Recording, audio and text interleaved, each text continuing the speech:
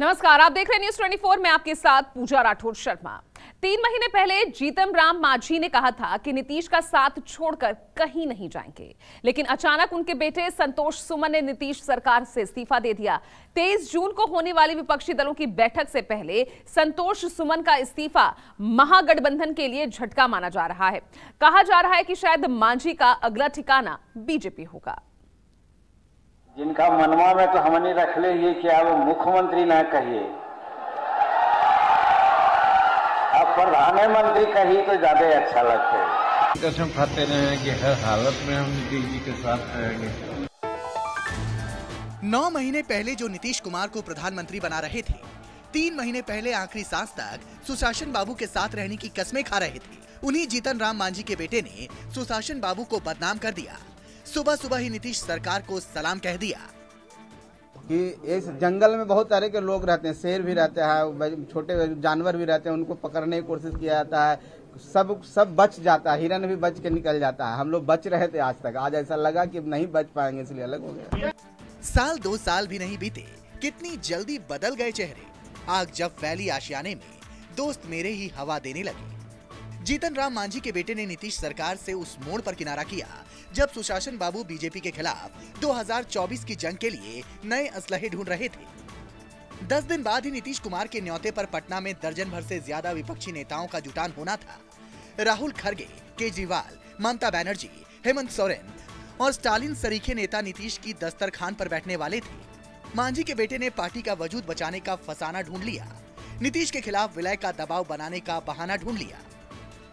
और हम अगर मंत्री के रूप में भी अलग हो करके भी महागठबंधन में रहना चाहते हैं, तो अगर वो नहीं रहना चाहते हैं, 2 बड़े पार्टी है, जनता दल यूनाइटेड और राष्ट्रीय जनता दल, अगर ये 2 पार्टियां नहीं रखना चाहेगी, आपको नहीं तवज्जो देगी, आपको नहीं बुलाएगी, आपको पार्टी के रूप में नहीं मानेगी, तो कैसे हम महागठबंधन में रहेंगे? आप बताइए। हमारा अस्तित्व खतरे में, अगर कोई हमको कहे कि आप विलय कर जाइए, तो मेरे पास क्या उपाय है, क्या ऑप्शन है?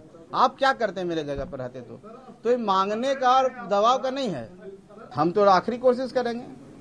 अब महागठबंधन के साथियों को निर्णय करना है कि वो क्या करते हैं। हम तो उनके पाले में गेंद कर दिए। मेरी इनिंग थी, एक इनिंग समाप्त हुई, नई इनिंग के लिए हम तैयार हैं। स्वार्थ में छोड़कर गया वही, मुझ पर इल्जाम धर गया वही, जंग जिसके लिए हुई सबसे, गोद में दुश्मनों के बैठ गया वही। लाल किले की लड़ाई में नीतीश कुमार का चेहरा चमकाने में जुटी जेडीयू को मांझी के इस्तीफे से झटका तो जरूर लगा, लेकिन जख्म दिखलाने का कोई फायदा नहीं था। सियासत में ऐसा कायदा न था। कठौते को लोटा साबित करने की होड़ लग गई। नीतीश के कारकुनों में मांझी के वजूद को झुटलाने की होड़ मच गई। उनको तो हमारे नेता माननीय मुख्यमंत्री जी ने अपनी कुर्सी तक दे दी, मुख्यमंत्री जी के मुख्यमंत्री पद उनको दिए, तब इससे बड़ा और सम्मान क्या हो सकता है?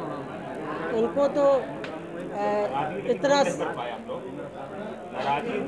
नहीं, नाराजगी कोई नाराजगी नहीं। ऐसा महागठबंधन में जितने भी दल शामिल हैं, उसमें सभी का विचार विमर्श सब उसके अनुसार काम होता है। जीतन राम मांझी नीतीश कुमार की मेहरबानी से ही पहली बार बिहार के मुख्यमंत्री बने थे और नीतीश का भरोसा टूटने के कारण ही वो बेआबरू होकर कुर्सी से उतारे भी गए। इस बीच गंगा में बहुत पानी बहा। कभी नीतीश ने पाला बदला, कभी मांझी ने पाला बदला। महागठबंधन सरकार में शामिल होने के बावजूद मांझी नीतीश के ही करीब रहे, नीतीश का ही गुणगान करते रहे। ऐसे में जब मांझी ने यू टर्न लिया, आरजेडी को भी बोलने का मौका मिल गया। लालू की पार्टी के लोग मांझी की निष्ठा पर सवाल उठाने लगे, पुराने बयानों की याद दिलाने लगे। पुलिस का आरोप एक एक्सक्यूज हो सकता है।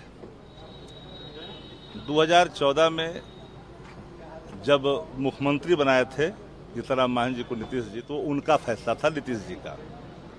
15 में जब छोड़ दिए थे तो मांझी जी का फैसला था। हमारे साथ भी रहे, एमएलसी बने सुमन जी, ये फैसला मांझी जी का था। एनडीए के पार्ट रहे, वह भी फैसला मांझी जी का ही है। नीतीश जी को हम नहीं छोड़ेंगे कसम खाते, वह भी फैसला उन्हीं का है। लेकिन जब कोई फैसले राजनीतिक मूल्यों को या अपने आभा को तिलांजलि कर दे, तो एक सवाल खड़ा होता है। वो जमात जब मुख्यमंत्री बन के आप जाते हैं किसी मंदिर में, निकलने के बाद आप उस मंदिर को धो दी जाती है, और उसी जमात के साथ जाने का अगर कोई एक्सक्यूज ढूंढते हैं, तो वह आपका फैसला है। और आपके आने से अगर सुकूनियत का भाव ना हो, तो जाने से गम हो, ऐसा नहीं होता। पिछले रुत से नीतीश के खिलाफ रार छिड़े चिराग पासवान को भी मांझी के इस्तीफे ने ताकत बख्श दी। चिराग ने इसे नीतीश के अस्वीकार का आगाज कह दिया। इतिहास गवाह रहा है कि मुख्यमंत्री नीतीश कुमार जी पे जब जब जो भी कोई आस्था जताते हुए उनके पास वापस गया है तो वहां पर उन्हें सिर्फ धोखा और निराशा ही हाथ लगी है।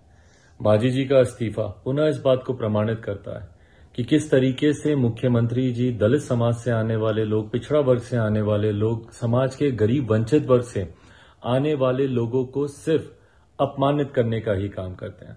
जहां एक तरफ मुख्यमंत्री जी विपक्षी एकता का नारा बुलंद करने में लगे हुए हैं, ऐसे में कब उनके नीचे से ही जमीन खिसकती जा रही है, संभवतः शायद उनको इस बात का एहसास ही नहीं हो रहा है। बीजेपी मांझी के बेटे के इस्तीफे से फूले नहीं समा रही, लेकिन दूध की जली बीजेपी फूंक फूंक कर कदम रख रही है।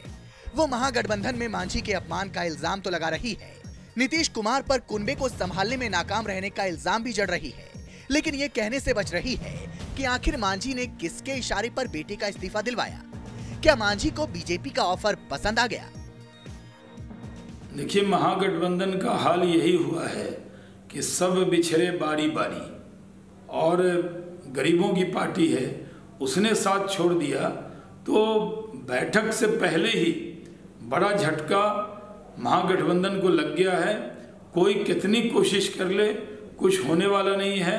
लालू जी, नीतीश जी अब तन्हा तन्हा रह गए, बाकी सब उनको छोड़कर जाने वाले हैं। और बिहार की जनता ने भी महागठबंधन को पूरी तरह छोड़ दिया है।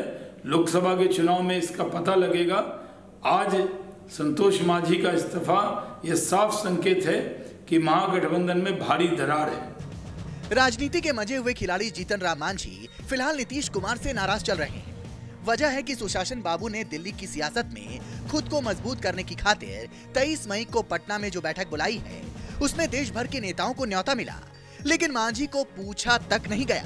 पर यह भी बेवजह नहीं हुआ। जीतन राम मांझी 2024 के लोकसभा चुनाव में अपनी पार्टी के लिए 5 सीटों की मांग कर रहे थे, जिसे नीतीश और तेजस्वी ने उनकी सियासी हैसियत से बहुत ज्यादा बताकर खारिज कर दिया। कैमरामैन ऋषि के साथ सौरभ कुमार, पटना, न्यूज़ 24।